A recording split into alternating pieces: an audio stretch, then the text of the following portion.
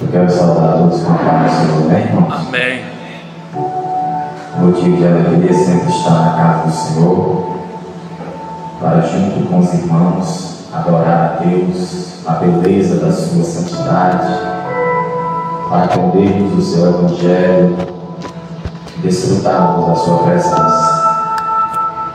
Abra sua Bíblia em 1 João, capítulo de número 2. Estamos estudando a primeira carta de João.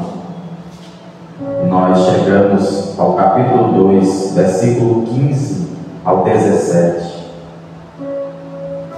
Estamos fazendo uma exposição, versículo por versículo. E desde o primeiro versículo do capítulo 1 até aqui, nós temos aprendido do Senhor Jesus.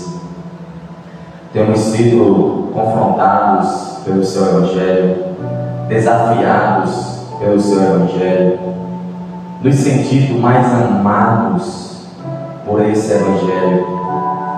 Também temos tido a consciência de quão pecadores somos, pequeninos, limitados, falhos, e que precisamos do Senhor todos os dias da nossa vida.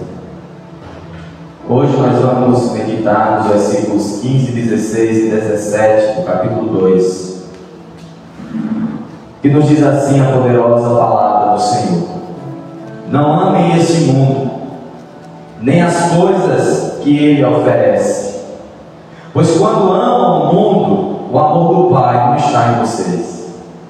Porque o mundo oferece apenas o desejo intenso por prazer físico, o desejo intenso por tudo que vemos e o orgulho de nossas realizações e bens.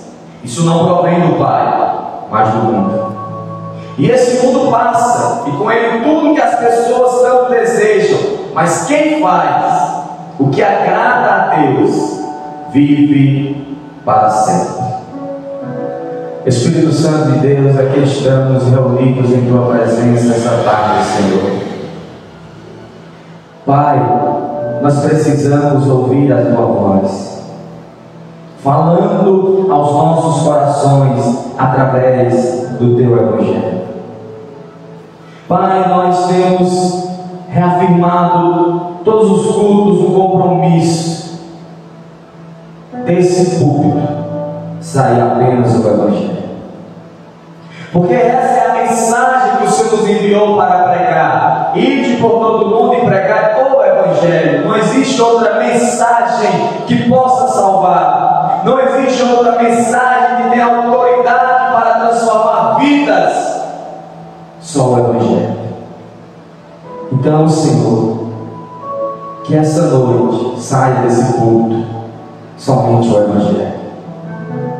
Deus, que o Senhor nos conduza ao centro da sua vontade, nos atraia pelo seu amor a viver uma vida mais intensa, de um relacionamento mais profundo com o Senhor e com o nosso próximo, para assumirmos também uma responsabilidade e uma consciência de que precisamos espalhar essa mensagem por Barra do Tarraxi, por esse lugar que o Senhor nos colocou. Espírito Santo de Deus, nós queremos te agradecer. Fala conosco, em nome do Pai, do Filho e do Espírito Santo de Deus. Amém. Louvado seja o nome do Senhor Jesus. Hoje, irmãos, nós vamos meditar nesses versículos que acabamos de ler. Semana passada nós vimos que João, inspirado pelo Espírito, falou sobre o amor, e ele falou que nós devemos amar a Deus acima de todas as coisas e também ao nosso próximo.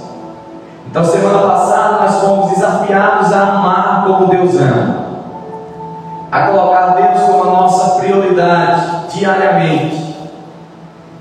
Mas hoje ele vai prosseguir a sua carta agora falando o que nós não devemos amar. Então nós devemos amar a Deus, nós devemos amar o nosso próximo. Mas também João, ele traz um alerta: nós não devemos amar tudo. Tem coisas que nós não devemos amar, que nós não devemos colocar o nosso coração, que nós não devemos nos dedicar a ponto de nos perdermos do alvo, que é Jesus. Mas antes, eu queria que você abrisse a sua Bíblia em Romanos 12. Romanos 12.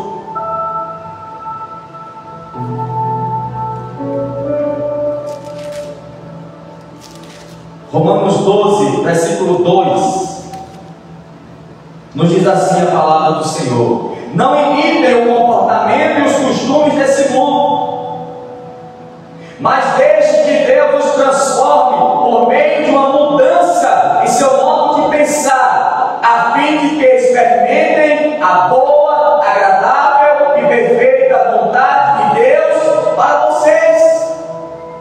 Em outra versão mais antiga é: não vos conformeis com esse mundo, mas transformai-vos desse mundo pela renovação do vosso entendimento.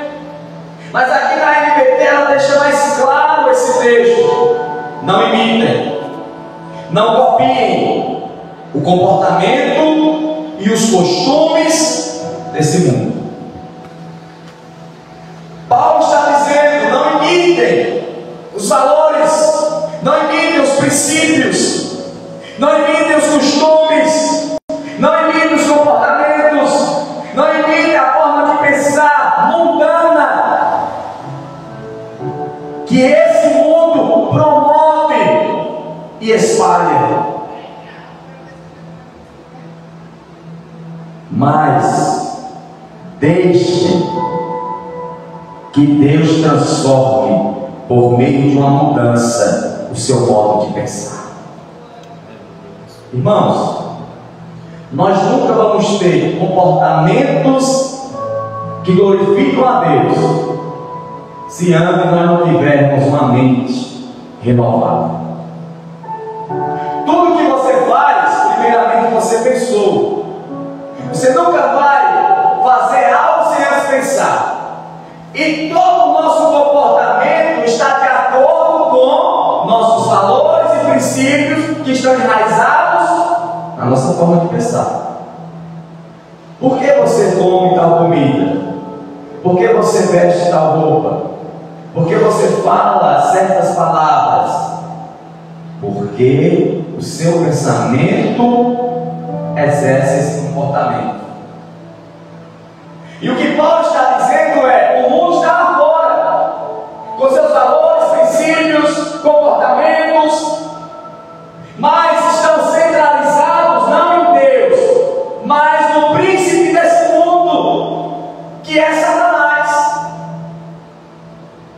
E aí, irmãos, quando nós estamos lá no mundo, com esses princípios que Satanás colocou na nossa mente, vivendo uma vida ímpia, uma vida distante do Senhor, aí a gente aceita Jesus, vem para a igreja, mas continua com o mesmo comportamento, com as mesmas atitudes.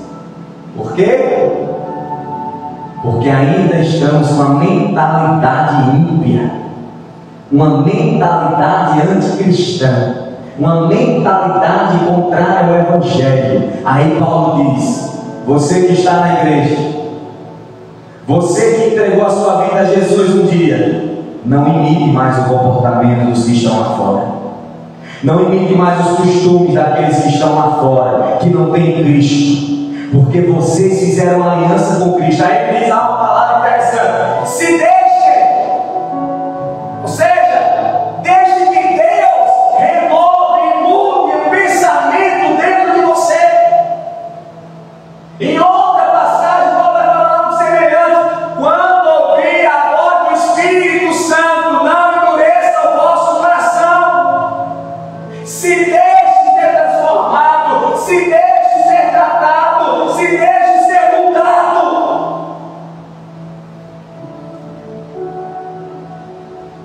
Nós precisamos entender que que nós saímos do império das trevas para o império da luz, do reino de Satanás para o reino de Deus. E essa mudança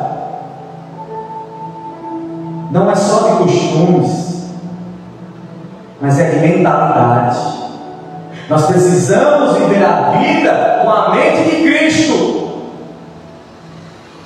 E é por isso que Paulo está dizendo: Deus quer fazer uma mudança, uma transformação, uma metanoia no seu modo de pensar. Porque o seu modo de pensar determina o seu modo de agir. O seu modo de pensar determina o seu modo de falar e tratar as pessoas. E Deus quer trabalhar na sua mente. Deus quer trabalhar no seu intelecto. Deus quer trabalhar no seu entendimento. E aí ele diz: para quê? Para quê? Para que eu tenho que me deixar que o Senhor mude os meus pensamentos, mude a minha forma de pensar? Está no texto, irmão. Para quê? A fim de que vocês experimentem, desfrutem da boa, agradável e perfeita vontade de Deus para vocês. Qual é o propósito de Deus mudar a nossa mentalidade? Qual é o propósito de Deus transformar a nossa forma de pensar? Deus tem um propósito. Ele quer que cada um de nós desfrute da sua boa, perfeita e agradável vontade. Ah, Marlon, eu não estou conseguindo desfrutar da vontade de Deus. Talvez porque seu pensamento ainda seja ímpio. Talvez porque seus comportamentos ainda sejam ímpios. E aí você não está conseguindo desfrutar da vontade de Deus. Você vive uma vida cristã embaraçada, uma vida cristã de altos e baixos, uma vida cristã de inconstância espiritual. Por quê? Porque você ainda tem pensamentos ímpios, mesmo estando na igreja. Mas o Senhor fala no nosso coração essa noite, irmãos: deixe que eu transforme o pensamento de vocês. Deixe que eu transforme o modo de pensar de vocês. Não resista ao Espírito. Não resista a esse Evangelho maravilhoso. Porque eu desejo, a minha vontade é que cada um de vocês desfrute da boa, da perfeita e agradável vontade de Deus. Eu quero a vontade de Deus, sim, mas você está deixando Deus transformar o seu pensamento? Eu quero viver a vontade de Deus no meu casamento, no meu trabalho, na igreja, no meu ministério, sim. Mas você está deixando que o Espírito atue na sua mente e transforme a sua mente e coloque a mente de Cristo em você, para que você pense como Cristo, para que você pense biblicamente. Hoje, quando a gente vê o quê? Irmão, tomar atitude. Foi? Baseado no quê? Baseado no que você tomou essa atitude? Quando você vai olhar, não tem nada a ver comigo. Como é que eu sou cristão e as minhas atitudes diárias não têm nenhum embasamento bíblico? Então eu não estou pensando como cristão, eu estou pensando como pagão, como ímpio. O que é que o ímpio faz? Eu quero fazer isso, eu vou fazer. Por quê? Porque eu acho que é o melhor para a minha vida. Enganoso é o coração, quem o conhecerá? Eu vou atuar em tal faculdade porque eu quero exercer tal emprego, tal trabalho. Por quê? Porque está dando dinheiro. É a profissão do momento. Não tem nada a ver com a Bíblia. Por que você vai namorar com aquela menina? Porque eu achei ela bonita e eu gosto dela. Sim, mas o que é que a Bíblia diz sobre ela? Eu sei, estou dentro da Bíblia.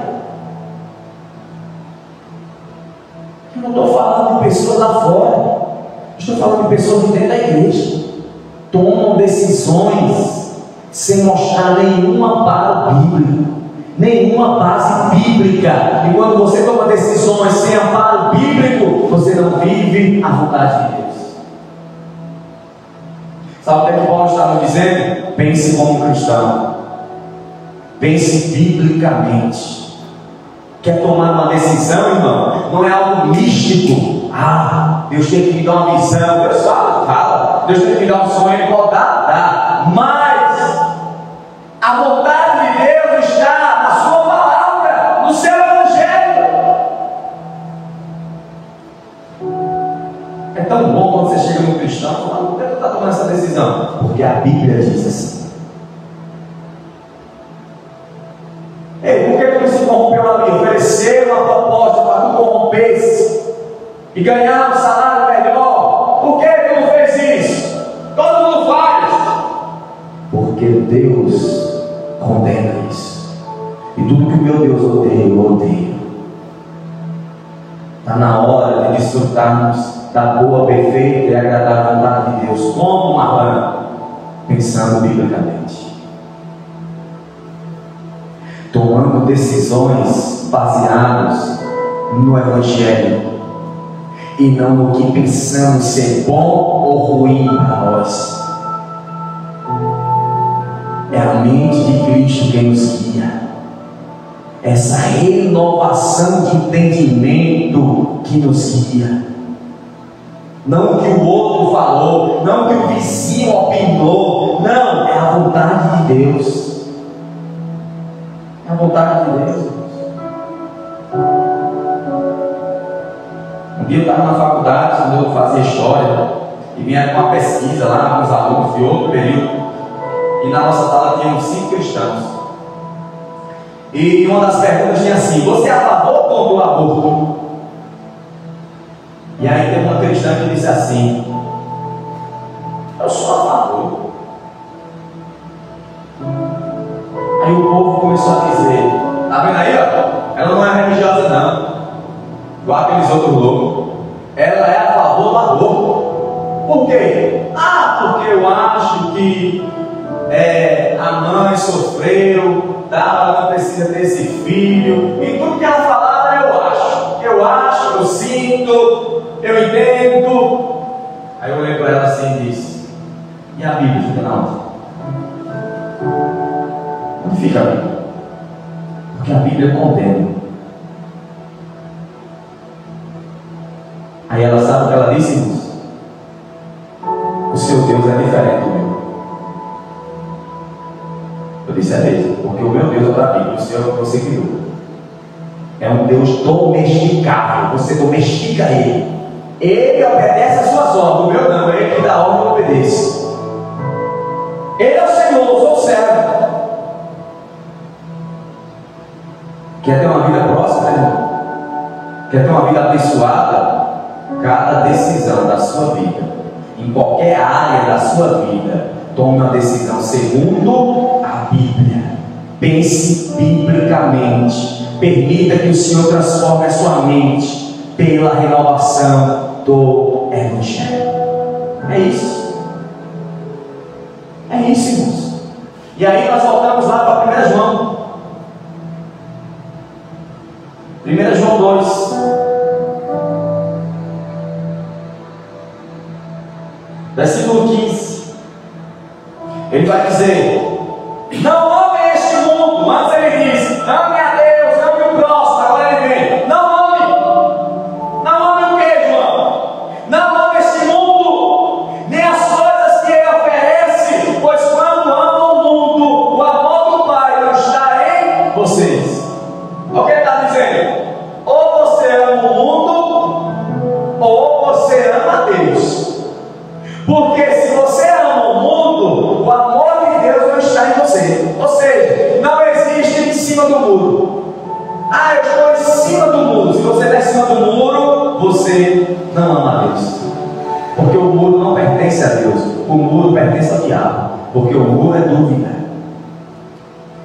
Então o que acontece? Não existe: eu amo algumas coisas do mundo, mas também amo Deus. O que João está dizendo é: isso é impossível. O que foi que Jesus disse? Vocês não podem servir a dois senhores, porque há de se dedicar a um e não se dedicar ao outro. Não tem como se dedicar aos dois na mesma intensidade, no mesmo afinco. Ou você ama o Senhor e serve Ele, ou você ama o outro e serve Ele. O que ele está dizendo aqui, em outras palavras, é a mesma coisa. Ou você ama o mundo e as coisas que há no mundo, ou você ama Deus. E quem tem que tomar essa decisão é você. Mas o que é o mundo? O que intriga aqui é o que é o mundo. Pessoas não é. Vamos descartar logo isso. Por quê? Porque antes, nos versículos da semana passada que nós vimos, o que é que ele disse? Ame o próximo. E quem é o próximo? Qualquer pessoa.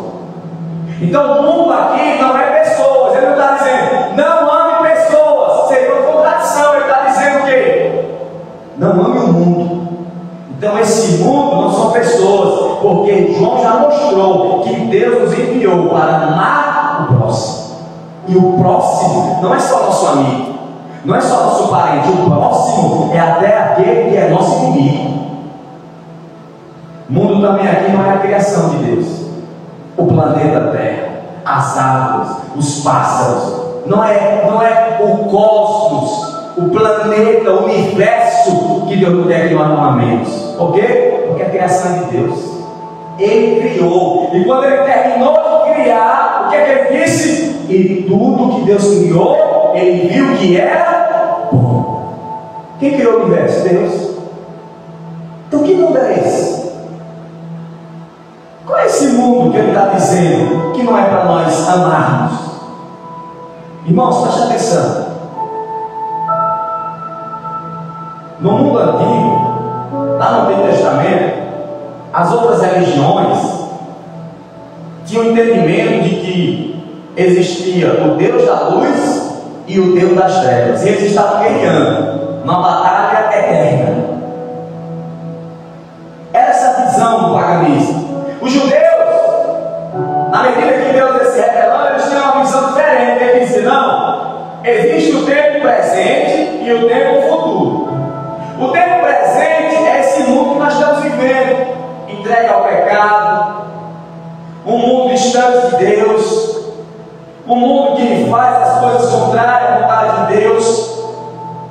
Mas chegará o futuro em que Jesus voltará e nós habitaremos com Ele para sempre no seu reino, e nesse reino será tudo perfeito e de acordo com a sua vontade. Só que quando Jesus veio, ele trouxe um novo aspecto da revelação. Ele disse o quê? Não precisa de esperar o futuro. Você pode viver o reino hoje. Não precisa esperar a volta de Jesus para viver o reino. O reino já está no meio de vós, Jesus disse.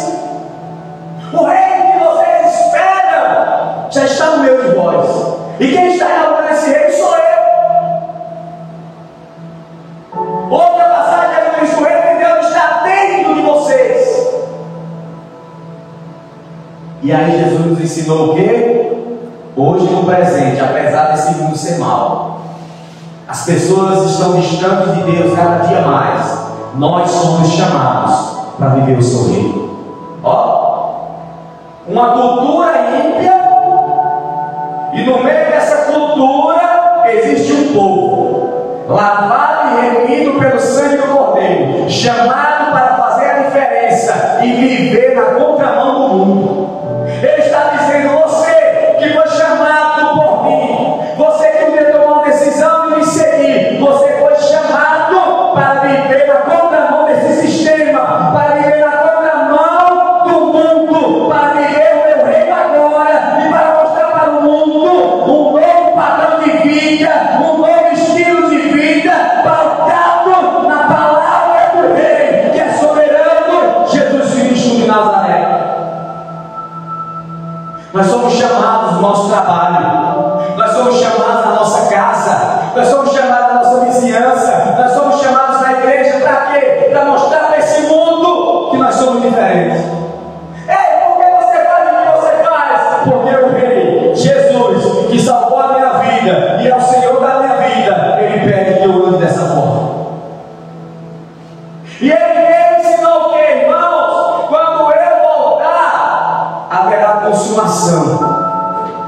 Mas enquanto eu não volto, vocês podem desfrutar desse reino. Você pode desfrutar da minha vontade. Então, o que é mundo aqui, irmãos? Mundo é o sistema satânico, contrário à vontade de Deus. Valores, costumes,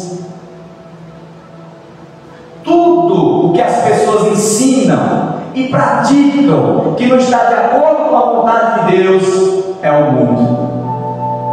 É esse mundo que João está falando que nós não devemos amar. Exemplo, vamos lá. O que é que o mundo diz hoje? Que o mundo é dos espertos, que você tem que ser mais esperto que o outro, que você tem que passar a perna nele, para que você tenha vantagens. É isso que o mundo diz. E aí agora imagina um cristão chegando no meio do povo, tudo corrompido, passando a perna no outro. E aí alguém chega com uma proposta e diz: ei, se você vender o seu caráter, você vai ganhar 3 vezes mais o seu salário. Agora imagina um cristão dizendo: eu não quero. Poxa, mas todo mundo faz isso. Mas eu não quero que Deus odeia. Eu não quero que Deus abomina. Tudo que ofende a Deus eu não quero. Isso é uma afronta à santidade de Deus. Ei menina, oi, tem quantos anos? 20? Já perdeu a virgindade? Não, por quê? Eu estou esperando em Deus, Deus mandar alguém. Deixa de besteira, todo mundo já perde. O mundo é assim, sai de novo para trás. Não, o meu Deus é um Deus santo, e Ele pede de mim santidade. E eu só vou desfrutar disso no casamento. Isso é viver o reino de Deus agora, nesse mundo corrompido. Ei, olha, rapaz, o calor veio, só. Ninguém aguenta esse calor. Quer botar a coisa na tua casa, não? Poxa, não tem o que para pagar energia. Não tem problema não, só mudar. Todo mundo faz. Agora eu já roubo a nós mesmo, não rouba esse. Quer que o cristão verdadeiro faz, não? Não. Prefiro ficar no calor. Poxa, tá maluco, todo mundo faz. Mas eu não sou todo mundo. Eu fui chamado para fazer a diferença. Eu fui chamado para viver o reino agora. E para mostrar para esse mundo caído que existe um Deus que tem um padrão e um estilo de vida pautado na sua santidade. Eu não quero. Mas o que é que a gente vê hoje? Cristãos fazendo gato para ter um ar-condicionado, fazendo gato na água. E eles estão na igreja louvando e pregando como se nada tivesse acontecido. Mas nós não. Nós não. Nós vamos perder privilégios. Nós vamos perder empregos, cargos, posições, respeito de pessoas por obedecer a palavra de Deus. Perderemos tudo, irmãos, menos a presença de Deus. Perderemos tudo, irmão, menos esse amor que nos envolveu de tal forma que temos transformado esse amor de Deus. Eu não procuro posições e nem cargos. Eu procuro os pés de Jesus para me humilhar todos os dias e dizer: Senhor, nada sou, nada tenho, sou pequeno e fraco. Continuo trabalhando no meu interior e na minha mente, renovando a cada dia. Já contei esse testemunho. Fui chamado para depor quando era na Batista Águas, por um caso de uma pessoa que foi da igreja, desviou, foi assaltar, prender. O advogado chegou para mim e disse: você era o pastor dele na época? Sério? Antes dele fazer isso, você vai dizer que quando ele chegava na igreja ele dava um ataque de epilepsia. Eu disse: mas eu nunca vi. Ele disse: mas você vai dizer porque você precisa fazer isso. Isso é um protocolo para que ele possa ser liberto. Eu olhei para o advogado e disse: eu não vou fazer isso. Por quê? Porque o meu Deus não gosta de mentiras. O meu Deus é um Deus da verdade. Ele olhou para mim e disse: você não serve para testemunhar. Vamos chamar outro. Outro que esteja de acordo com o que? Com o mundo. com esse sistema. A pergunta que Deus vai fazer para mim e para você essa noite é: por que você tem cedido aos apelos do mundo? Por que você tem cedido aos apelos de um emprego melhor, de um salário melhor, de fama, de aplausos, de reconhecimento, em troca de viver a vontade de Deus? Jesus disse: eu não vim trazer paz, eu vim trazer espada. Vai ser difícil a caminhada. Vai ser difícil a caminhada cristã. Você vai perder muita coisa. Vai ser cuspido, escarnecido, humilhado, odiado. Mas tem bom ânimo, eu venci o mundo. Tem bom ânimo, eu venci o mundo. Todas as vezes, irmão, se você for tentado, coloque na balança uma vida provisória, uma noite de prazer, com a vontade de Deus que permanece para sempre. É isso que João está dizendo.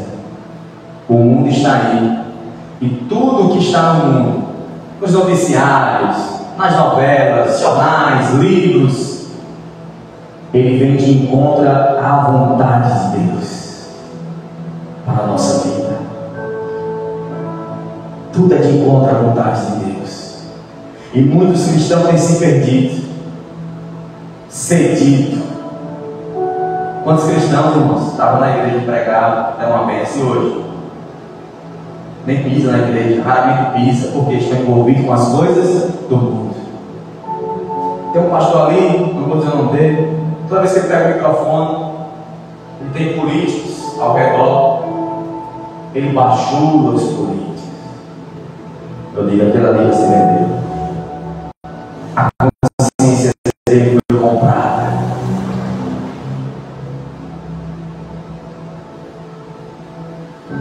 Mas nós devemos viver uma vida de total obediência à palavra de Deus. Ter essa mente renovada, restaurada. Então, o que ele está dizendo no versículo 15 é: não ame esse sistema mundano. Então, mundo aqui eu poderia trocar essa palavra por mundanismo. O mundanismo tem entrado na igreja através de quê, irmão? De uma cadeira, do som? Não! Através de pessoas que se dizem cristãs, mas que têm uma mente anticristã, uma mente ímpia, uma mente antibíblica, e por isso têm comportamentos que não convêm a homens e mulheres de Deus.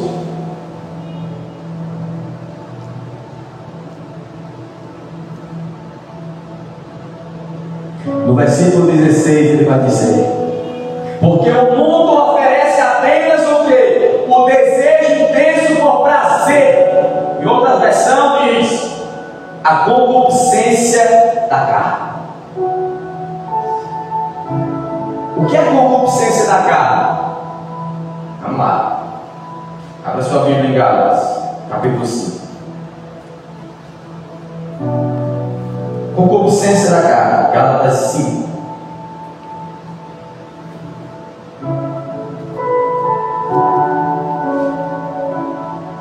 Olha o que ele diz, Gálatas 5, versículo 16. Diz assim: por isso digo, deixe que o Espírito guie a sua vida, assim não satisfarão os anseios de sua natureza humana, ou as concupiscências da carne. A natureza humana deseja fazer exatamente o oposto do que o Espírito quer, e o Espírito nos impele na direção contrária àquela desejada pela natureza humana. Essas duas forças se confrontam o tempo todo, de modo que vocês não têm liberdade de pôr em prática o que intentam fazer. Olha o que ele está dizendo: deixe a sua vida ser guiada pelo Espírito. Mas ao mesmo tempo, Paulo vai dizer o quê? Não será fácil. Sabe por quê? Porque o cristão tem duas naturezas: a natureza humana e a natureza espiritual. E aí o que é que ele diz? Olha só, todo mundo quando nasce, já nasce com essa natureza pecaminosa. Então todo ser humano, desde o bebezinho até o mais velho, tem essa natureza pecaminosa. Desde o bebê que nasceu hoje, ele tem essa natureza pecaminosa. Mas quando é que eu tenho a natureza espiritual? Quando eu nasço de novo, através da pregação do Evangelho. No dia que eu criei em Jesus e me arrependi dos meus pecados, o Espírito provocou em mim um novo nascimento. O que é o novo nascimento? Ele colocou em mim uma nova natureza. Ó, então no dia que eu nasci fisicamente, eu nasci com a natureza pecaminosa. No dia que eu me converti e nasci de novo, Deus me deu uma natureza espiritual. Por isso o cristão tem duas naturezas. E o ímpio só tem uma. Só a natureza pecaminosa. Aí ele vai dizer o que? Versículo 17: a natureza humana, qual é essa? Aquela que você nasceu com ela. Deseja fazer o quê? O que é que ela deseja fazer?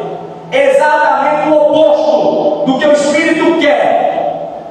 O que é que essa natureza quer que a gente faça? O oposto ao que o Espírito quer. E o que é que o Espírito quer? O Espírito quer que nós venhamos fazer a vontade de Deus, que nós venhamos obedecer a palavra de Deus. Mas a natureza humana vai do lado contrário. O Espírito disse: não roube. A natureza humana disse: mas eu vou roubar só um pouquinho. O Espírito disse: ame o próximo. Mas a natureza humana disse: eu não vou amar ele, porque ele é um cara insuportável.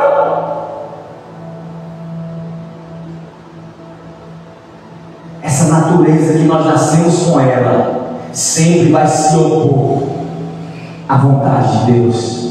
Sempre vai nos instigar, nos puxar, nos influenciar a desobedecer a Deus.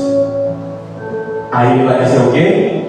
E o Espírito nos impele na direção contrária àquela desejada pela natureza humana. Ó, e quando a natureza humana diz: ei, jovem, está namorando? Tem relação sexual com a sua namorada antes do casamento. Essa é a nossa natureza disso. O Espírito está lá do outro lado, a nova natureza. Isso é pecado. Continue firme, continue obedecendo a Deus. Se resguarde, viva uma vida de santidade. Ó, a natureza que eu nasci com ela, que é pecaminosa, ela quer as coisas erradas, mas a natureza, no dia que eu me converti, nasci de novo, ela quer a vontade de Deus. E aí Paulo diz: você tem essa duas naturezas em você. E aí ele vai dizer o que? Versículo 17, lá no finalzinho: essas duas forças se confrontam o tempo todo, de modo que vocês não têm liberdade de pôr em prática o que tentam fazer. Ou seja, todos os dias, o tempo todo, há uma guerra. Não faça a vontade de Deus, faça a vontade de Deus. A natureza humana diz: fuja da vontade de Deus. A natureza espiritual diz: faça a vontade de Deus. Todo santo dia. Todo santo dia temos essa luta travada, e essa luta vai se estender até a volta de Cristo. E aí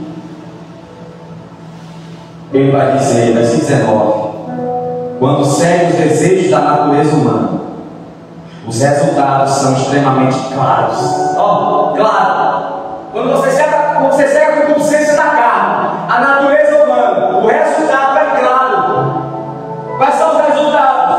Quando você diz: eu vou seguir a minha natureza humana, a minha natureza pecaminosa. Quais são? Imoralidade sexual, impureza, sensualidade, idolatria, feitiçaria, hostilidade, discórdia, ciúmes, acessos de raiva, ambições egoístas, dissensões, divisões, inveja, bebedeiras, festanças desgarradas e outros pecados semelhantes. Repito o que disse antes: quem pratica essas coisas não herdará o reino de Deus. Se um dia você chegar e dizer assim: eu quero agora seguir a natureza humana, eu não quero mais seguir a vontade de Deus, sabe o que é que essa natureza humana vai para você? A ser um cara invejoso, a ser um cara raivoso, a ser um cara ambicioso, cobiçoso das coisas alheias. viver uma vida de prostituição, de fornicação, de adultério, a viver uma vida de pornografia, a viver uma vida promíscua. Por quê? Porque você diz: eu quero viver essa vida, eu quero que a minha natureza humana me domine. Mas ele vai dizer no versículo 22: mas o Espírito, a nova natureza, produz este fruto. É um fruto, irmão. E nesse fruto é uma tangerina, tem vários nominhos. Quais são os nominhos? Amor, alegria, paz, paciência, amabilidade, bondade, fidelidade, mansidão, domínio próprio. Não há lei contra essas coisas. Aqueles que pertencem a Cristo Jesus crucificaram as paixões, os desejos da sua natureza humana. Uma vez que vivemos pelo Espírito, sigamos a direção do Espírito em todas as áreas da nossa vida. Como eu vou saber se eu sou um cristão verdadeiro? Eu não é natureza, todo dia é uma briga. Como eu vou saber que eu sou um cristão verdadeiro? Dá aqui a resposta, irmão. Versículo 24: aqueles que pertencem a Cristo, aqueles que são de Cristo, crucificaram as suas paixões e os desejos da sua natureza humana. Crucificaram, estão vencendo, estão dizendo: não, eu não quero me prostituir, eu não quero fornicar, eu não vou adulterar, eu não vou roubar, eu não vou me perder. Eu crucifico pela autoridade que é em Cristo todas as paixões da minha carne.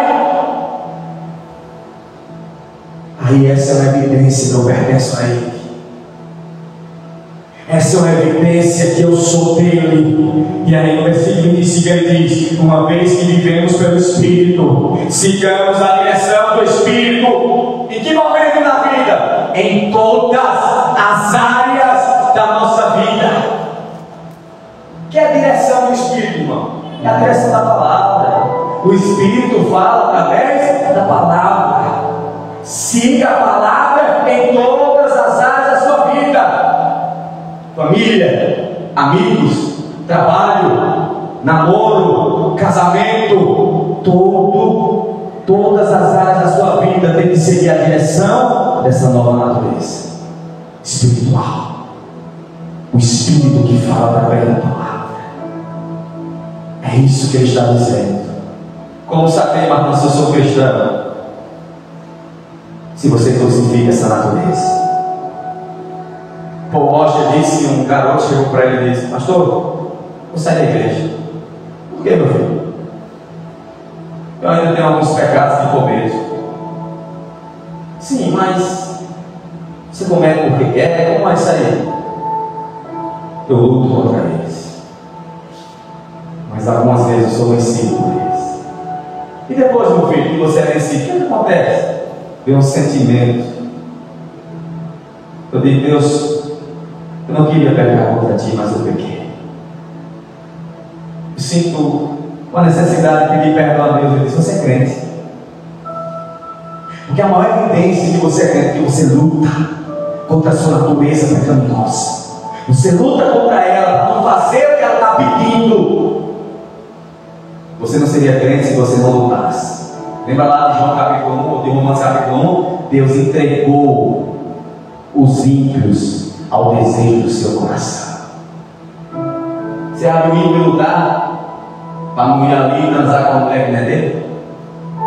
Você abre o ímpio lutar contra uma mulher que chega para dizer: eu quero você agora, hoje. Você abre o lutar, fazer charminho e dizer que não vai. Por quê? Porque ele só tem uma natureza. E essa natureza leva as coisas erradas e procura a vontade de Deus. Mas o que não? Uma moça chega e diz: eu quero você, diz o que? Não, não quero. Por quê? Porque a vontade de Deus não é essa. Ei, você crê, vamos sair, vamos para um motel? Não, não vou. Por quê? Porque a vontade de Deus não é essa. Eu sou cristão. E aí você luta, você ora, você quer oração na igreja, você lê a palavra, você jejua. E isso é evidência de que você pertence a Deus. Mas quando você parar de lutar, quando você parar de dar importância à palavra de Deus, você já foi vencido e está caído.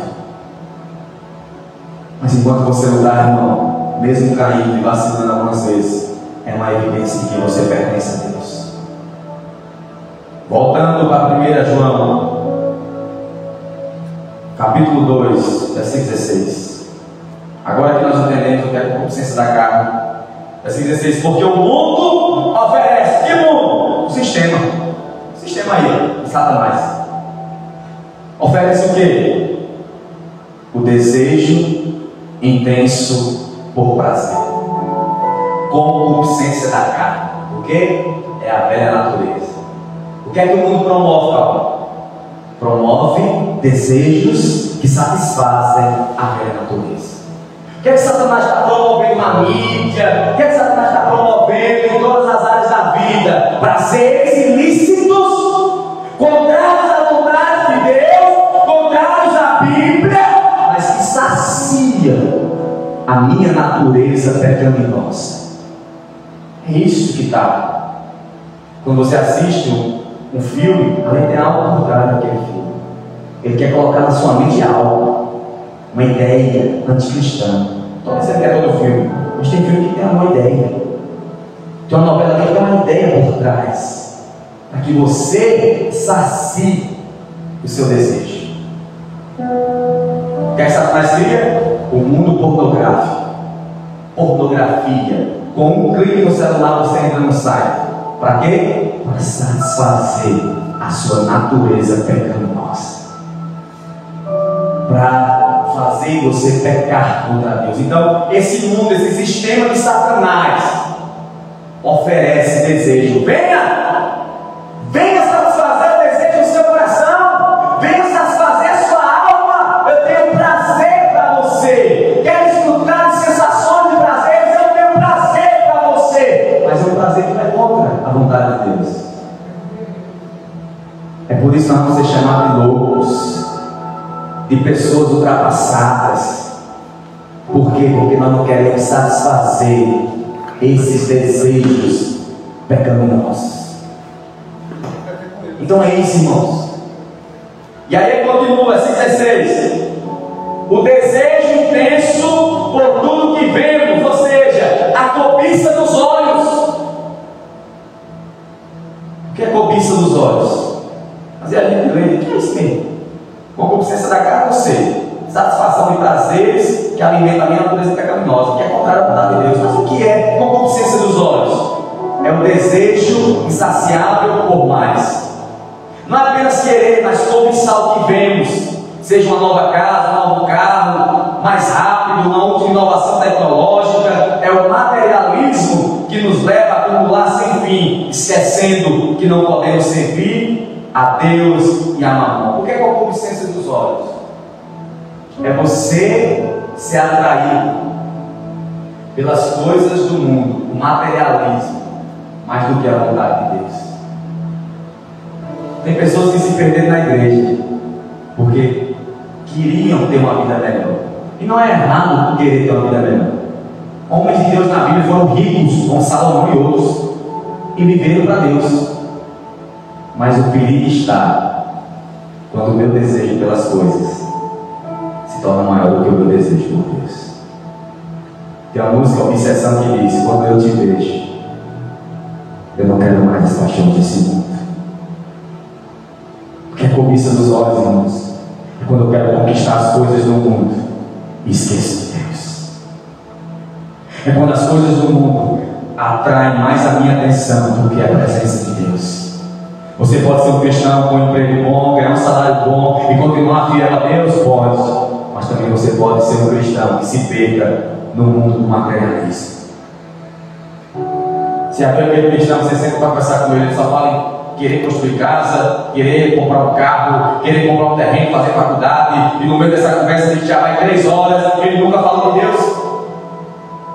No meio da conversa de 3 horas ele nunca usou nem a palavra de Jesus. Porque a atenção dele está nas coisas.